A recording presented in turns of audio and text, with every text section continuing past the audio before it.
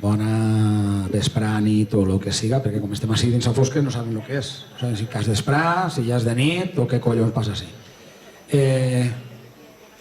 Quan l'Armand mos va pegar un toc per a dir-nos m'agradaria que l'Arnadí estiguéreu en l'homenatge a Fuster.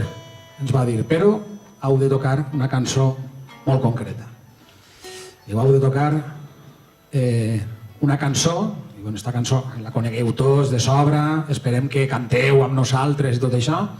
És una cançó que evidentment no hem fet famosa a nosaltres, és una cançó que és famosa de per si, però que si algú ha ajudat a que se faci famosa ha sigut un homenot que avui no ha pogut estar així, que és Pep Jimeno Botifarra, i uns altres homenots, com són Obrim Pas, que varen fer-la molt famosa en el seu moment, i bueno, junt a Pep Botifarra li varen donar. I és una cançó que ha esdevingut, tot i no, en un principi no ser-ho, ser una cançó de grup de danses, un ball de grup de danses, ha esdevingut en un himne.